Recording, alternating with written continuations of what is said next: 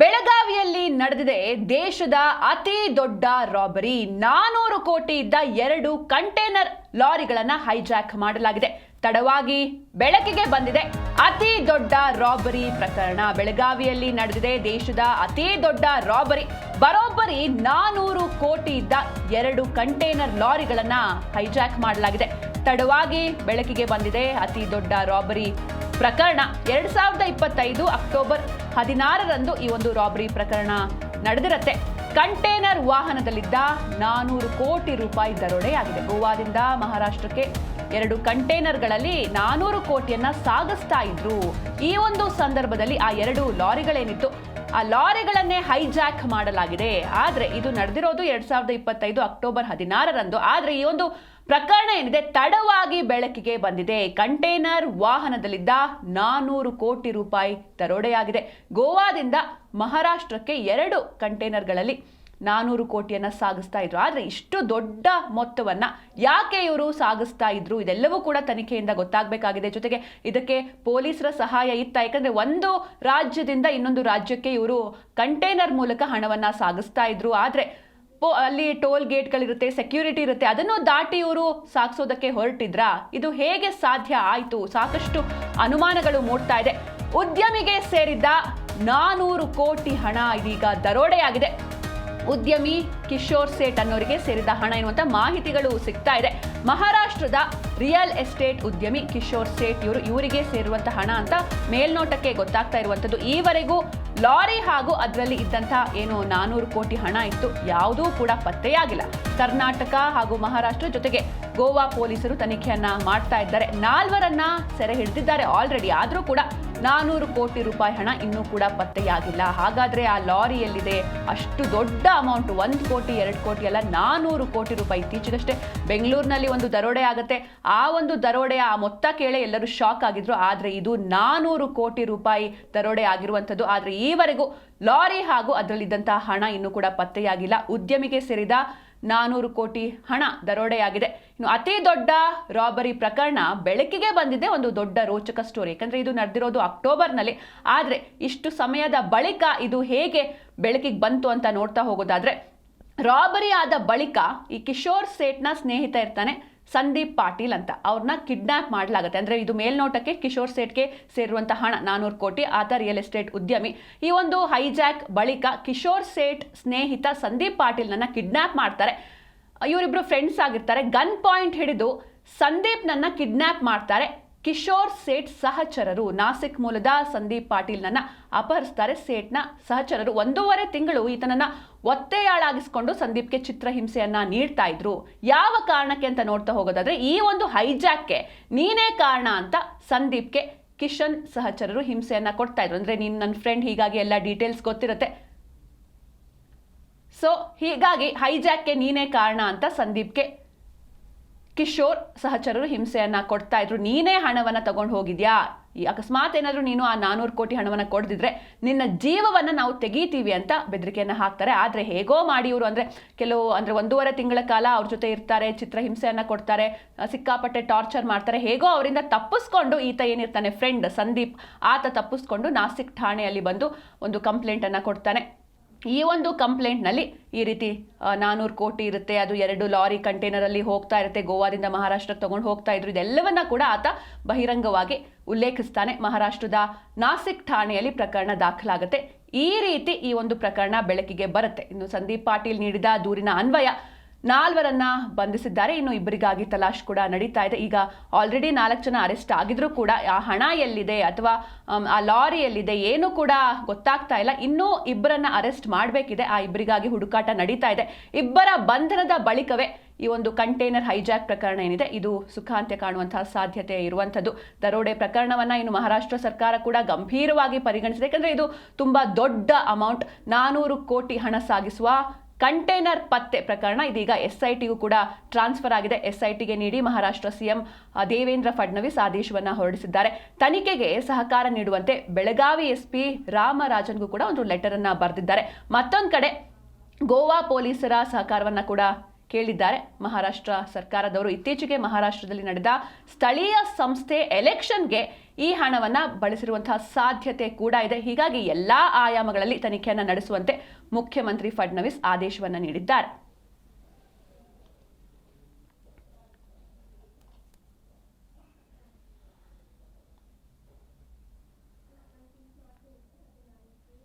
ಈ ಬಗ್ಗೆ ಹೆಚ್ಚಿನ ಮಾಹಿತಿಯನ್ನು ನೀಡ್ತಾರೆ ನಮ್ಮ ಪ್ರತಿನಿಧಿ ಶ್ರೀಧರ್, ಲೈವ್ ನಲ್ಲಿ ಜಾಯ್ನ್ ಆಗಿದ್ದಾರೆ. ಶ್ರೀಧರ್, ಇನ್ನು ತನಿಖೆ ಯಾವ ಹಂತ ತಲುಪಿದೆ, ಜೊತೆಗೆ ಆರೋಪಿಗಳು ಸಿಕ್ಕಿದ್ರ ಹೇಗೆ ಅಂತ? ಖಂಡಿತವಾಗಿ ಏನಂತಂದ್ರೆ ಇದು ಏನೋ ಬೆಳಗಾವಿ ಅಷ್ಟೇ ಅಲ್ಲ, ಏನು ನಮ್ಮ ದೇಶವನ್ನೇ ಚಲನಗೊಳಿಸುವ ಒಂದು ಸ್ಟೋರಿ ಅಂತ ಹೇಳ್ಬೋದು. ಯಾಕಂದ್ರೆ ಸರ್ವೇ ಸಾಮಾನ್ಯವಾಗಿ ಕಳ್ಳತನ ಅಂದ್ರೆ ನಾವು ಕೂಡ ಪ್ರತಿನಿತ್ಯ ನೋಡಿರ್ತೀವಿ, ಒಂದಲ್ಲ ಒಂದ್ ರೀತಿ ಕಳ್ಳತನ ಆಗಿರುತ್ತೆ. ಆದ್ರೆ ಇಲ್ಲಿ ಏನಂತಂದ್ರೆ 400 ಕೋಟಿ ಹಣ ಎಲ್ಲಿಂದ ಬಂದಿತ್ತು ಇವ್ರು ಕಳುವು ಮಾಡೋಕೆ ಅಂತೇಳಿ ಇಲ್ಲಿ ಒಂದು ಪ್ರಶ್ನೆ ಉದ್ಭವ ಆಗ್ತಾ ಇರ್ತಕ್ಕಂಥದ್ದು. ಯಾಕಂದ್ರೆ ಈಗಷ್ಟೇ ಏನು ಸಮೀಪಿಸ್ತಿದೆ ಅಂದ್ರೆ ಮಹಾರಾಷ್ಟ್ರದಲ್ಲಿ ಆಗಿರ್ಬೋದು ಮತ್ತೆ ಗೋವಾ ರಾಜ್ಯದಲ್ಲಿ ಆಗಿರ್ಬೋದು ಚುನಾವಣೆ ಈಗಾಗಲೇ ಏನೋ ಸಮೀಪ ಬರ್ತಾ ಇದೆ. ಆ ಸಮೀಪ ಏನು ಚುನಾವಣೆಗೆ ಈ ಅಮೌಂಟ್ ಅನ್ನ ಒಂದು ಬ್ಲಾಕ್ ಮನಿಯನ್ನ ಎಲ್ಲಿ ಇವರು ಒಂದು ತೆಗೆದಿಟ್ಟಿದ್ರ ಅನ್ನೋ ಪ್ರಶ್ನೆ ಕೂಡ ಈಗ ಉದ್ಭವ ಆಗ್ತಾ ಇರ್ತಕ್ಕಂಥದ್ದು. ಅದ್ರ ಜೊತೆಗೆ ಈಗಾಗಲೇ ಏನು ಬೆಳಗಾವಿ ಎಸ್ ಪಿ ಅವರು ಕೂಡ ಏನಂತಂದ್ರೆ ನಾವು ಎಲ್ಲ ರೀತಿಯಾಗಿ ಒಂದು ಅಧಿಕಾರಿಗಳು ಏನು ಒಟ್ಟಾರೆಯಾಗಿ 3 ರಾಜ್ಯದ ಅಧಿಕಾರಿಗಳು ಏನಂತಂದ್ರೆ ಒಟ್ಟಾರೆಯಾಗಿ ಕಾರ್ಯಾಚರಣೆ ಮಾಡಿದ್ವಿ. ಕಾರ್ಯಾಚರಣೆಯಲ್ಲಿ ಒಂದು 400 ಕೋಟಿಯ ಒಂದು 2 ಕಂಟೈನರ್ ಏನಂತಂದ್ರೆ ಸಾಗಿಸ್ತಿದ್ರು. ಆ 2 ಕಂಟೈನರ್ ಸೀಸ್ ಮಾಡಿ ಈಗಾಗಲೇ 4 ಆರೋಪಿಗಳನ್ನ ನಾವು ಬಂಧನೆ ಮಾಡಿರ್ತಕ್ಕಂಥದ್ದು. ಅದ್ರ ಜೊತೆಗೆ ಇನ್ನೊಬ್ಬ ಆರೋಪಿ ಇದಾನ ಅಂತ ಹೇಳಿ ಮಾಹಿತಿ ಕೂಡ ಇದೆ. ಅದ್ರ ಜೊತೆಗೆ ಅವನನ್ನು ಕೂಡ ನಾವು ಈಗಾಗಲೇ ಒಂದು ಇನ್ನೂ ಕೂಡ ಹೆಚ್ಚಿನ ತನಿಖೆ ಕೂಡ ನಡೆದಿದೆ. ಆ ಹೆಚ್ಚಿನ ತನಿಖೆಯಲ್ಲಿ ಇನ್ನು ಮುಂದೆ ಅವರು ಯಾರ್ಯಾರಿದ್ರು ಮತ್ತೆ ಜೊತೆಗೆ ಅವ್ರಿಗೆ ಎಲ್ಲರೂ ಯಾರ್ಯಾರು ಸಹಾಯ ಮಾಡಿದ್ದಾರೆ ಮತ್ತೆ ಅವರಿಗೆ ಮುಖ್ಯ ಉದ್ದೇಶ ಏನು ಇದನ್ನ ಮಾಡೋಕೆ ಅಂತ ಹೇಳಿ ಇನ್ನು ತನಿಖೆ ನಂತರ ಗೊತ್ತಾಗ್ತಿದೆ ಅಂತ ಹೇಳಿ ಒಂದು ಅಲ್ಲಿನ ಅಧಿಕಾರಿಗಳಿಗೆ ಮಾಹಿತಿ ಕೊಟ್ಟಿರ್ತಕ್ಕಂಥ. ಮತ್ತೆ ಇದೆಲ್ಲವನ್ನು ಅವರು ತನಿಖೆ ನಂತರ ಏನು ನಮ್ಮ ಮಾಧ್ಯಮದವರಿಗೂ ಕೂಡ ಮಾಧ್ಯಮಗೋಷ್ಠಿ ಕೂಡ ನಡೆಸ್ತೀವಿ ಅಂತ ಒಂದು ಮಾತನ್ನ ಅಧಿಕಾರಿಗಳು ಹೇಳ್ತಕ್ಕಂಥದ್ದು. ಈ ನಿಟ್ಟಿನಲ್ಲಿ ಏನಂತಂದ್ರೆ ಗೋವಾ ರಾಜ್ಯದ ಸಿಎಂ ಆಗಿರ್ತಕ್ಕಂಥವ್ರು ಇದು ಏನೇ ಆದ್ರೂ ಕೂಡ ಕಾನೂನು ರೀತಿಯಾಗಿ ಅವ್ರಿಗೆ ಯಾರೇ ಇದ್ರು ಅವರ ಪರವಾಗಿ ಅವ್ರಿಗೆ ಕಾನೂನು ರೀತಿ ನಾವು ಕಠಿಣ ಶಿಕ್ಷೆಯನ್ನ ಕೊಡಿಸ್ತೀವಿ. ಆ ಹಣ ಎಲ್ಲಿಂದ ಬಂತು ಹೇಳೋರಿಗೆ ನಾವು ಬಿಡುದಿಲ್ಲ. ಅದು ಏನೋ ಸರ್ಕಾರದ ನಿಯಮದ ಪ್ರಕಾರ ತನಿಖೆ ನಡೀತಾ ಇದೆ ಅಂತ ಹೇಳಿ ಈಗಾಗಲೇ ಒಂದ್ ಕಡೆ ಏನೋ ಗೋವಾ ಸಿಎಂ ಹೇಳ್ತಕ್ಕಂಥದ್ದು ಅಂತ ಹೇಳ್ಬೋದು. ಶ್ರೀಧರ್, ಇನ್ನು Belagavi S P press meet ಕೂಡ ಮಾಡಿದ್ದಾರೆ, ಏನ್ ಹೇಳಿದ್ರು ಆ ಪ್ರೆಸ್ ಮೀಟ್ ನಲ್ಲಿ ಅಂತ? ಖಂಡಿತ ಈಗಾಗಲೇ ಏನೋ ಬೆಳಗಾವಿ ಎಸ್ ಪಿ ಅವರು ಒಂದು ಮಾಧ್ಯಮಗೋಷ್ಠಿಯನ್ನ ಮಾಡಿರೋದು. ಏನಂತಂದ್ರೆ ಏನು ಈಗ ನಾವು ಖಚಿತ ಮಾಹಿತಿ ಮೇರೆಗೆ ಏನಂತಂದ್ರೆ ಒಂದು ಕಂಟೈನರ್ನ ಫಾಲೋ ಮಾಡಿ ಒಂದು ರೈಡ್ ಅನ್ನ ಹಾಕಿರ್ತೀವಿ. ಆದ್ರೆ ನಾವು ಅಷ್ಟೇ ಮಾಡಿಲ್ಲ. ಯಾಕಂತಂದ್ರೆ ಇದು ನಮ್ಮ ಅಂದ್ರೆ ಗಡಿ ಬಾರ್ಡರ್ ಏನಂತಂದ್ರೆ ಬೆಳಗಾವಿ ಏನು ಗಡಿಗೆ ಹೊಂದಿಕೊಂಡಿರ್ತಕ್ಕಂಥ ಜಿಲ್ಲೆ ಅಂತ ಹೇಳ್ಬೋದು. ಅದ್ರ ಜೊತೆಗೆ ಒಂದು ಖಾನಾಪುರದಲ್ಲಿ ಏನಂತಂದ್ರೆ ಇದು ಒಂದು ಘಾಟ್ ಸೆಕ್ಷನ್ ನಲ್ಲಿ ಒಂದು ಕಂಟೈನರ್ ಬರ್ತಾ ಇತ್ತು ಅಂತ ಹೇಳಿ ಇಂಟಿಮೇಶನ್ ನಮಗೆ ಇತ್ತು. ಅದ್ರ ಜೊತೆಗೆ ಏನೋ ಗೋವಾ ರಾಜ್ಯದ ಪೊಲೀಸರಾಗಿರ್ಬೋದು ಮತ್ತೆ ಮಹಾರಾಷ್ಟ್ರದ ಪೊಲೀಸರಾಗಿರ್ಬೋದು ಅವರು ಕೂಡ ನಮಗೆ ಸಾಥ್ ಕೊಟ್ಟಿದ್ದಾರೆ. ನಾವು 3 ಜನ ಸೇರಿಕೊಂಡು ಏನಂತಂದ್ರೆ ಈ ಕಾರ್ಯಾಚರಣೆ ಮಾಡಿ ಒಂದು ಯಶಸ್ವನ್ನ ಮಾಡಿರ್ತಕ್ಕಂಥದ್ದು. ಅದೇ ರೀತಿಯಾಗಿ ಈ ತನಿಖೆಗೆ ಕೂಡ ನಾವು ತನಿಖೆಯನ್ನ ಕೂಡ 3 ಜನ ಸೇರಿ ಕೂಡ ಅಂದ್ರೆ 3 ರಾಜ್ಯದ ಪೊಲೀಸ್ ಡಿಪಾರ್ಟ್ಮೆಂಟ್ ಸೇರಿಕೊಂಡು ಅದನ್ನು ಕೂಡ ಒಂದು ಯಶಸ್ವಿ ಮಾಡ್ತೀವಿ. ಮತ್ತೆ ಜೊತೆಗೆ ಇದು ಆದಷ್ಟು ಬೇಗ ಏನು ಅವರ ತನಿಖೆ ನಡೆಸಿ ಅವರು ಯಾತಕ್ಕಾಗಿ ಹಣವನ್ನ ಕಳುವು ಮಾಡಿದ್ರು, ಎಲ್ಲಿಂದ ಕಳುವು ಮಾಡಿದ್ರು ಅಂತ ಹೇಳಿ ಅದನ್ನೆಲ್ಲ ತನಿಖೆ ನಂತರ ನಾವು ಮಾಧ್ಯಮಗೋಷ್ಠಿ ಮತ್ತೊಮ್ಮೆ ಕರಿತೀವಿ ಅಂತ ಹೇಳಿ ಒಂದು ಬೆಳಗಾವಿ ಎಸ್ ಪಿ ಅವರು ಈಗಾಗಲೇ ಮಾಧ್ಯಮಗೋಷ್ಠಿಯಲ್ಲಿ ಹೇಳ್ತಿರ್ತಕ್ಕಂಥದ್ದು ಅಂತ ಹೇಳ್ಬೋದು. ಶ್ರೀಧರ್, ಇನ್ನು ಈ 400 ಕೋಟಿ ರೂಪಾಯಿ ಉದ್ಯಮಿಗೆ ಸೇರಿದ್ದು ಅಂತ ಹೇಳ್ತಿದ್ದಾರೆ. ಆದ್ರೆ ಇಷ್ಟೊಂದು ಅಮೌಂಟ್ ಸಾಗಾಟ ಮಾಡುವಂತಹ ಅವಶ್ಯಕತೆ ಏನಿತ್ತು? ಜೊತೆಗೆ ಉದ್ಯಮಿ ವಿಚಾರಣೆ ಮಾಡ್ತಿದ್ದಾರಾ ಹೇಗೆ ಅಂತ?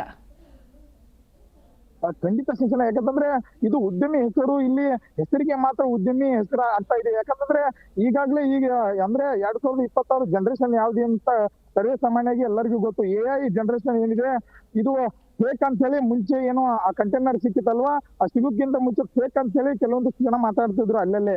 ಆದ್ರೆ ಈಗ ಇದು ಸತ್ಯಾಂಶ ಅಂತ ಹೇಳಿ ಗೊತ್ತಾದ್ಮೇಲೆ ಇನ್ನೂ ಒಂದು ತನಿಖೆಯನ್ನ ಚುರುಕುಗೊಳಿಸ್ಬೇಕಾಗಿ ಅಧಿಕಾರಿಗಳು ಇನ್ನೂ ಕೂಡ ಚುರುಕುಗೊಳಿಸ್ಬೇಕು. ಅದು ಒಂದು ದೊಡ್ಡ ಕೈವಾಡ ಅದ್ರ ಇದೆ ಅಂತ ಹೇಳಿ ಅಧಿಕಾರಿಗಳು ಒಂದು ತನಿಖೆಯನ್ನ ಕೂಡ ಮುಂದುವರಿಸಿದ್ದಾರೆ. ಮತ್ತೆ ಜೊತೆಗೆ ಇದು ಉದ್ಯಮಿರಾಗಿದ್ದರೆ ಅವರು ಎಲ್ಲಿಂದ ಈ ಹಣವನ್ನ ದುಡಿದಿದ್ರು, ಎಲ್ಲಿಗೆ ಗಾಳಿ ಮಾಡಿದ್ರು, ಎಷ್ಟು ವರ್ಷದ ಹಣ ಅಂತ ಹೇಳಿ ಈಗಾಗಲೇ SIT ಕೂಡ ತನಿಖೆಗೆ ಮುಂದಾಗುತ್ತಾರೆ. ಅದರ ಜೊತೆಗೆ ಇದು ಏನಂತಂದ್ರೆ ಉದ್ಯಮಿದೇ ಹಣ ಆಗಿತ್ತಂತಂದ್ರೆ ಆದ್ರೆ ಈ ಏನೋ ವಸಂತ್ ಏನಿದ್ದಾರೆ ಅವರಿಗೆ ಗನ್ ಏನೋ ಹಿಡಿದಿರ್ತಾರೆ ಆರೋಪಿಗಳು. ಆ ಗನ್ ಹಿಡಿದ ಸಂದರ್ಭದಲ್ಲಿ ಅವರು ಭಯ ಬಿದ್ದು ಏನಂತಂದ್ರೆ ಈ ಮಾಹಿತಿಯನ್ನ ಪೊಲೀಸರಿಗೆ ಕೊಟ್ಟಿರ್ತಕ್ಕಂಥ ಆ ಪೊಲೀಸರ ಮಾಹಿತಿ ಮೇರೆಗೆ ನಮ್ಮನ್ನ ಅರೆಸ್ಟ್ ಮಾಡಿದ್ದಾರೆ ಅಂತ ಆರೋಪಿ ಕೂಡ ಒಂದ್ ಕಡೆ ಹೇಳ್ತಿದ್ದಾರೆ. ಆದ್ರೆ ಈ ಎಲ್ಲ ನೋಟವನ್ನ ವಿಚಾರಿಸಿ ನೋಡ್ಬೇಕಾದ್ರೆ ಅಂತಂದ್ರೆ ಇದು ಯಾತಕ್ಕಾಗಿ ಆಯ್ತು ಮತ್ತೆ ಇದು ಎಲ್ಲಿಂದ ಬಂತು ಅಮೌಂಟು? ಯಾಕಂದ್ರೆ 400 ಕೋಟಿ ಉದ್ಯಮಿ ದುಡಿಬೇಕಾದ್ರೆ ಅಷ್ಟು ಸಾಮಾನ್ಯ ಕೆಲಸ ಅಲ್ಲ. ಯಾಕಂದ್ರೆ ಇದ್ರ ಹಿಂದ್ಗಡೆ ಎಷ್ಟೋ ವರ್ಷಗಳಿಂದ ಶ್ರಮ ಪಡಬೇಕು. ಆದ್ರೆ ಈಗಾಗಲೇ ಏನೋ ಪ್ರತಿನಿತ್ಯ ಅಂದ್ರೆ ಒಂದು ಸಾಕಷ್ಟು ಒಂದು ದಿನದಿಂದ ದಿನಕ್ಕೆ ಏನಂತಂದ್ರೆ ಇದು ಒಂದು ಹೆಚ್ಚಿನ ತಿರುವನ್ನ ಪಡಿತಗೊಳ್ತಾ ಇದೆ ಅಂತ ಹೇಳ್ಬೇಕು. ಯಾಕಂದ್ರೆ 400 ಕೋಟಿ ಅಂತಂದ್ರೆ ಸಾಮಾನ್ಯ ಅಮೌಂಟ್ ಅಲ್ಲ. ಆದ್ರೆ ಇದರಿಂದ ಯಾವುದೋ ಒಂದು ದೊಡ್ಡ ಉದ್ದೇಶ ಇದೆ ಅಂತ ಹೇಳಿ ಅಧಿಕಾರಿಗಳು ಹೇಳಿದ್ದಾರೆ. ಮತ್ತೆ ಇನ್ನ ಆದಷ್ಟು ಬೇಗನೆ ನಾವು ಕೂಡ ಮಾಹಿತಿಯನ್ನ ನಿಮಗೆ ಕೊಡ್ತೀವಿ ಅಂತ ಕೂಡ ಅಧಿಕಾರಿಗಳು ಹೇಳಿರ್ತಕ್ಕಂಥದ್ದು. ಶ್ರೀಧರ್, ಇನ್ನು ಈಗ ಗೋವಾದಿಂದ ಮಹಾರಾಷ್ಟ್ರಕ್ಕೆ ಸಾಗಿಸ್ತಾ ಇದ್ರು ಅನ್ನೋ ಮಾಹಿತಿ ಇದೆ. ಆದ್ರೆ ರಾಜ್ಯದಿಂದ ರಾಜ್ಯಕ್ಕೆ ಸಾಗಿಸ್ತಾ ಗಡಿಯಲ್ಲಿ ಪೊಲೀಸರು ಇರ್ಲಿಲ್ವಾ? ಹೆಂಗ್ ದಾಟ್ ಹೋದ್ರು ಇವರು? ಮೊದಲನೇದಾಗಿ ಖಂಡಿತ ಅಂದ್ರೆ ಚೆಕ್ ಪೋಸ್ಟ್ ಇನ್ನೇನು ಚೆಕ್ ಪೋಸ್ಟ್ ದಾಟೋದು ಇನ್ನ ಒಂದು 50 ಕಿಲೋಮೀಟರ್ ಅಬೌವ್ ಇರ್ತಕ್ಕಂಥದ್ದು. ಆದ್ರೆ ಅಷ್ಟರಲ್ಲಿ ಏನಂತಂದ್ರೆ ಇವರು ಇನ್ನೂ ಹೋಗ್ತಾ ಇದ್ರು, ಏನೋ ಗಡಿ ದಾಟಿ ಇನ್ನೇನೋ ನಮ್ಮ ಬೆಳಗಾವಿ ಗಡಿ, ಕರ್ನಾಟಕ ಗಡಿಯನ್ನ ದಾಟಿ ಬೆಳಗಾವಿ ಜಿಲ್ಲೆ ವ್ಯಾಪ್ತಿಗೆ ಏನೋ ಹೊಂದಿಕೊಂಡಿರ್ತಕ್ಕಂಥ ಫಾರೆಸ್ಟ್ ಏನಿದೆ ಆ ಫಾರೆಸ್ಟ್ ಅನ್ನ ಇನ್ನೇನು ದಾಟಿ ನೆಕ್ಸ್ಟ್ ಒಂದು ನಮ್ಮ ಮಧ್ಯ ಏನು ಬೆಳಗಾವಿಗೆ ಹೊಂದಿಕೊಂಡಿರ್ತಕ್ಕಂಥ ಗೋವಾ ರಾಜ್ಯ ಏನಿದೆ ಆ ಗೋವಾ ರಾಜ್ಯಕ್ಕೆ ಇನ್ನೇನು ಕೆಲವೇ ಕ್ಷಣಗಳಲ್ಲಿ ಎಂಟ್ರಿ ಕೊಡ್ತಾ ಇದ್ರು. ಅಂದ್ರೆ ಮುಂದೆ ಒಂದು ಚೆಕ್ ಪೋಸ್ಟ್ ಇರ್ತಕ್ಕಂಥದ್ದು ಕರ್ನಾಟಕ ಚೆಕ್ ಪೋಸ್ಟ್. ಆ ಚೆಕ್ ಪೋಸ್ಟ್ ನಲ್ಲಿ ಎಲ್ಲ ರೀತಿಯಾಗಿ ಪರಿಶೀಲನೆ ಕೂಡ ಆಗುತ್ತೆ. ಆ ಪರಿಶೀಲನೆ ಮುಂಚಿತವೇ ಈ ಒಂದು ಕಂಟೈನರ್ನ ರೈಡ್ ಮಾಡಿದ್ದಾರೆ ಅಂತ ಹೇಳ್ಬೋದು. ಓಕೆ, ಥ್ಯಾಂಕ್ ಯು ಶ್ರೀಧರ್ ನಿಮ್ಮೆಲ್ಲ ಡೀಟೇಲ್ಸ್ಗಾಗಿ.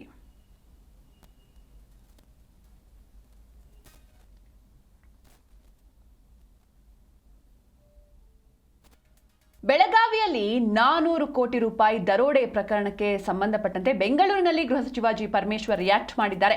ಮಹಾರಾಷ್ಟ್ರ ಪೊಲೀಸರು ನಮ್ಮ ಪೊಲೀಸರಿಗೆ ಪತ್ರ ಬರೆದಿದ್ದಾರೆ, ತನಿಖೆಯಲ್ಲಿ ನಮ್ಮ ಸಹಾಯ ಬೇಕಾಗುತ್ತೆ ಅಂದಿದ್ದಾರೆ ಅಂತ ಅವರು ರಿಯಾಕ್ಟ್ ಮಾಡಿದ್ರು. ಬೆಳಗಾವಿಯಲ್ಲಿ ಏನು 400 ಕೋಟಿ ರೂಪಾಯಿ ದರೋಡೆ ಪ್ರಕರಣ, ಈ ಒಂದು ಪ್ರಕರಣಕ್ಕೆ ಸಂಬಂಧಪಟ್ಟಂತೆ ಬೆಂಗಳೂರಿನಲ್ಲಿ ಗೃಹ ಸಚಿವ ಜಿ ಪರಮೇಶ್ವರ್ ರಿಯಾಕ್ಟ್ ಮಾಡಿದ್ದಾರೆ.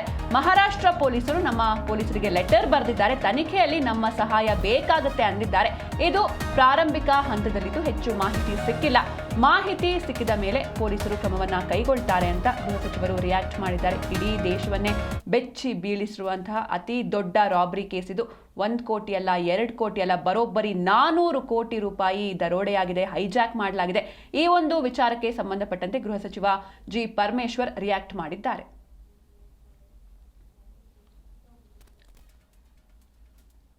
ಪೊಲೀಸ್ನವರು ನಮ್ಮ ಪೊಲೀಸ್ನವರಿಗೆ ಪತ್ರ ಬರೆದಿದ್ದಾರೆ. ಅದರ ಬಗ್ಗೆ ಹೆಚ್ಚು ಮಾಹಿತಿಯನ್ನು ಕೂಡ ನಾನು ಕೇಳಿದ್ದೇನೆ. ಯಾಕೆಂದರೆ ಅದು ಇನ್ನೂ ಇನಿಷಿಯಲ್ ಸ್ಟೇಜಸ್ಸಲ್ಲಿದೆ, ನಮಗೆ ಮಾಹಿತಿಗಳು ಸರಿಯಾಗಿ ಇನ್ನೂ ಸಿಕ್ಕಿಲ್ಲ. ಮಾಹಿತಿ ಬಂದ ಮೇಲೆ ನಾವೇನು ಕ್ರಮ ತಗೋಬೇಕು, ನಮ್ಮ ಇನ್ವಾಲ್ವ್ಮೆಂಟ್, ನಮ್ಮ ರಾಜ್ಯದ ಪೊಲೀಸ್ ಇನ್ವಾಲ್ವ್ಮೆಂಟ್ ಎಷ್ಟು ಏನಿರುತ್ತೆ ಅನ್ನೋದನ್ನು ನೋಡಬೇಕಾಗುತ್ತೆ. ಅದನ್ನು ಪರಿಶೀಲನೆ ಮಾಡಿ ನನಗೆ ಮಾಹಿತಿ ಕೊಡಿ ಅಂತೇಳಿ ಕೇಳಿದ್ದೇನೆ. ಹೆಲ್ಪ್ ಕೇಳಿದಾರ ಸರ್ ಲೆಟರಲ್ಲಿ ಮಹಾರಾಷ್ಟ್ರದವರು? ಅಥವಾ ಹೆಲ್ಪ್ ಮಾಹಿತಿ ಕೊಟ್ಟಿದ್ದಾರೆ, ಅಂದರೆ ಮುಂದೆ ಇನ್ವೆಸ್ಟಿಗೇಷನ್ ಮಾಡುವಾಗ ನಮ್ಮ ಸಹಕಾರನೂ ಬೇಕಾಗ್ತದೆ ಅನ್ನೋ ರೀತಿಯಲ್ಲಿ ಕೇಳಿದ್ದಾರೆ. ಅದು ಬಿಟ್ಟರೆ ಬೇರೆ ಇನ್ನೇನು ಸದ್ಯಕ್ಕೆ ಏನೂ ಇದಿಲ್ಲ. ಇಲ್ಲ, ಮಹಾರಾಷ್ಟ್ರ ಪೊಲೀಸ್ನವರು ನಮ್ಮ ಪೊಲೀಸ್ನವರಿಗೆ ಪತ್ರ ಬರೆದಿದ್ದಾರೆ. ಅದರ ಬಗ್ಗೆ ಹೆಚ್ಚು माहितीಯನ್ನು. जय शिवराय, जय भीम. मी संदीप पाटील नाशिकवरून बोलतोय. आज एका मोठ्या रॉबरीचा खुलासा करतोय. कर्नाटकमध्ये चोरला घाटामध्ये 400 करोडची झालेली एक मोठी रॉबरी. 16 ऑक्टोबर रोजी चोरला घाटामध्ये रात्रीच्या वेळेस 2 कंटेनरमध्ये 400 करोड रुपये जे गोव्यातून कर्नाटक मार्गे बालाजी ट्रस्टला जात असताना चोरला घाटात रात्रीच्या वेळेस लुटले गेले. त्यामध्ये 2000च्या जुन्या नोटा होत्या. ते ज्या आरोपींनी लुटले, त्या आरोपींनी लुटल्यानंतर त्या आरोपी त्या नोटांचा मूळ मालक म्हणजे ठाण्यातील एक मोठा बिल्डर किशोर सावळा, ते 400 करोड रुपये त्यांचे होते. त्या आरोपी त्यांनी दुसऱ्या दिवशी त्या किशोर सावळा यांना व्हॉट्सअप कॉल करत ते 400 करोडच्या बदल्यात नवीन नोटा 100 करोड रुपयाची मागणी केली. तर त्या आरोपी जे होते ते किशोर सावळाला 100 कोटीची मागणी हे माझ्या नावाने करत होते. म्हणजे किशोर सावळाला व्हॉट्सअप कॉल करत सांगत होते की मी संदीप पाटील आहे, हे तुमचे कंटेनर 400 करोडचे मी लुटले आहे, तुम्हाला हे तुमचे जुन्या नोटा 400 करोड पाहिजे असल्यास तुम्ही मला नवीन नोटा 100 करोड रुपये द्या. त्यावेळी त्या आरोपी काही दिवस फक्त किशोर सावळाला व्हॉट्सअप कॉल करत 100 कोटीची मागणी करत होते व किशोर सावळाला माझा फोटोही त्यांनी व्हॉट्सअपला पाठवला व त्यांना बोलले की मी संदीप पाटील उर्फ भाऊ पाटील इगतपुरी तालुक्यात राहतो, तुम्ही माझी इगतपुरी तालुक्यात माहिती घेऊ शकता. त्यानंतर अनेक दिवस किशोर सावळाला माझ्या नावाने 100 कोटीची मागणी करत असताना ते आरोपी समोर येत नव्हते, फक्त व्हॉट्सअप कॉलवर किशोर सावळाशी बोलत होते. मग किशोर सावळा याने माझे फोटो इगतपुरी तालुक्यात व नाशिक जिल्ह्यामध्ये अनेक ठिकाणी फिरवत माझी माहिती घेतली व किशोर सावळा यांचा जवळचा माणूस जो पोलीस खात्यात आहे जयेश कदम यांनी मला 20 ऑक्टोबर रोजी रात्रीच्या वेळेस व्हॉट्सअप कॉल करत माझी पूर्ण माहिती घेत मला काही प्रश्न विचारत की तुझ्या नावाची तक्रार आलेली आहे, तुझी आम्हाला चौकशी करत आहे, तू आम्हाला उद्याच्या उद्या घोटी येथे भेटायला ये. मग त्यानंतर 21 तारखेला दिवाळी असल्यामुळे मी त्यांना म्हटलो मी परवा तुम्हाला भेटायला येतो. मग मी 22 तारखेला त्यांना भेटायला घोटीला गेलो असता त्यांनी मला बळजबरी त्यांच्या फॉर्च्युनरमध्ये बसवले व नाशिक दिशेने घेऊन जात असताना त्या गाडीमध्ये असणारे संबंधित विशाल नायडू, सुनील धुमाळ हे मला काही प्रश्न विचारत असताना की तूच भाऊ पाटील आहे का, तूच आमचे शेटचे कंटेनर लुटले आहे, आमच्या शेटनी तुझा व्हॉट्सअपला फोटो पाठवला आहे, ते आरोपी तुझ्याच नावाने फोन करताय, तुझ्याच नावाने 100 कोटीची मागणी करताय, असे विचारत मला त्यांनी मारहाण करणं चालू केलं. मग विशाल नायडूकडे असलेली बंदूक ती विशाल नायडूंनी काढत माझ्या कानावर लावली व मला बोलले की आमचे शेटचे 400 करोड रुपये तू आताच्या आता देऊन टाक, कारण की तूच भाऊ पाटील आहे, तुझाच फोटो आम्हाला आला आहे, तुझ्याच नावाने आम्हाला फोन येत आहे, आमच्या शेटचे 400 करोड रुपये तू देऊन टाक, तुला मी इथंच ठार मारून टाकाल. आमच्या शेटने आम्हाला सांगितलं आहे की याच्याकडनं कुठल्याही प्रकारे आपले लुटलेले कंटेनर तुम्ही घेऊन या. त्यामुळे मी त्यांना सांगत आलो की खरंच हे कंटेनर मी लुटलेले नाही, कोणीतरी माझ्या नावाने तुमची दिशाभूल करतोय, माझा फोटो फिरतोय, माझा फोटो तुम्हाला चुकीच्या हेतूने फिरवतोय व मला अडकवण्याचा काहीतरी प्रयत्न करतोय. मग त्यावेळी ते काही एक ना ऐकता मला मारहाण करत मग त्यांनी किशोर सावळा व विराट गांधी यांना व्हॉट्सअप कॉल केला. व्हॉट्सअप कॉल केल्यानंतर किशोर सावळा, विराट गांधी हेही मला ते सांगत होते की आमचे 400 करोड आत्ताच्या आता देऊन टाक, नाहीतर माझे माणसं तुला इथंच मारून टाकतील. मी त्यांनाही ते सांगितले का खरंच याच्यामध्ये माझा काही संबंध नाही, मला कोणीतरी अडकवण्याचा प्रयत्न करतोय, कोणीतरी माझ्या नावाने तुमची दिशाभूल करतोय. मग मी त्यांना सांगितलं का तुमचे माणसं मला मारहाण करताय, माझ्या कानाला बंदूक लावताय, हे चुकीचे आहे, मी तुमच्या नावाची पोलीस ठाण्यामध्ये तक्रार कराल.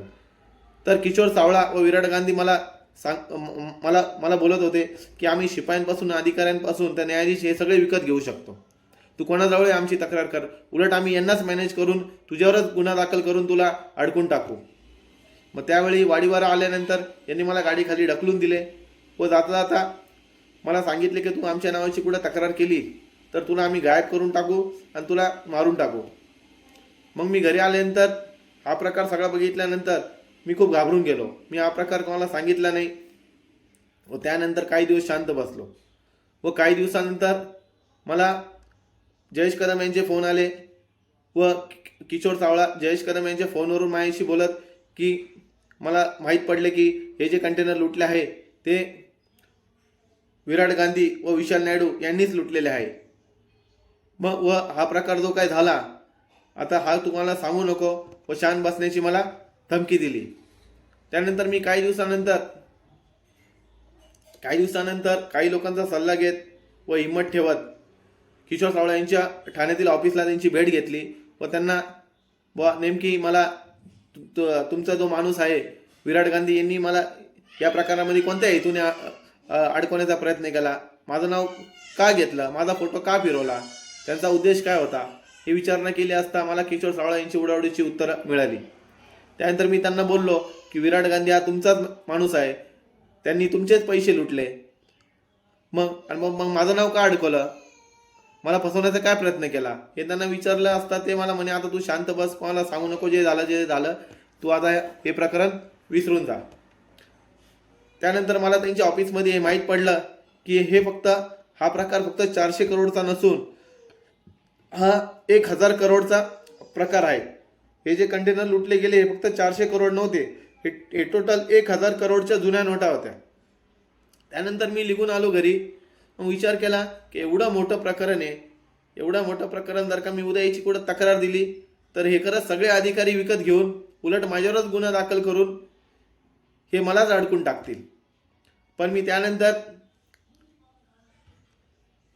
काही लोकांचा सल्ला घेत व वकिलाचा सल्ला घेत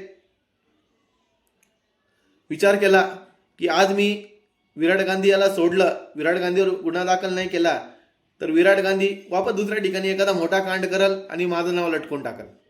त्यामुळे हिंमत ठेवून मी 17 डिसेंबरला मी नाशिक ग्रामीण SP बाळासाहेब पाटील यांची भेट घेऊन यांना सर्व काही हा प्रकार सांगितला व यांच्यावर तक्रार अर्ज करून यांची चौकशी करून यांच्यावर गुन्हा दाखल करण्यात यावा म्हणून तक्रार अर्ज केला. अर्ज केल्यानंतर तो अर्ज त्यांनी LCBचे प्रमुख रवींद्र मगर साहेब यांच्याकडे देत चौकशी करून गुन्हा दाखल करण्याचा जो आदेश दिला. पण आज त्या तक्रार अर्जाला 14 दिवस उलटून देखील मी 1 दिवस आड या तक्रार अर्जाचा पाठपुरावा करतोय. पण त्या पाठपुरावा करत असताना 2 ते 3 घंटे मी LCB ऑफिसला थांबतोय. LCB ऑफिसला थांबल्यानंतर रवींद्र मगर साहेब माझ्याशी काही सेकंद बोलून मला ऑफिसमध्ये न बोलता बाहेरच्या बाहेर काही सेकंद बोलून मला पाठवून देण्याचे काम करताय. त्यामुळे मला आता या प्रकरणामध्ये शंका येत आहे की विशाल नायडू व किशोर सावळा यांनी सांगितल्याप्रमाणे की आम्ही कोणतेही अधिकारी, शिपाई तर न्यायाधीश हे विकत घेऊ शकतो, तर त्यांनी रवींद्र मगर साहेबांना तर मॅनेज केले नाही ना, अशी मला शंका येते. त्यामुळे माझी नाशिकचे ग्रामीण SP बाळासाहेब पाटील यांना विनंती आहे व राज्याचे मुख्यमंत्री व गृहमंत्री देवेंद्र फडणवीस साहेब यांना विनंती आहे की हे संबंधित अधिकारी जेवढे आता जर का मॅनेज झाले असतील तर हे प्रकरण दाबण्यासाठी माझ्यावर कट रचून माझ्यावरच खोटा गुन्हा दाखल करू शकता व मला खोट्या गुन्ह्यात अडकू शकता, नाहीतर माझी हे प्रकरण दाबण्यासाठी हत्याही घडवू शकता.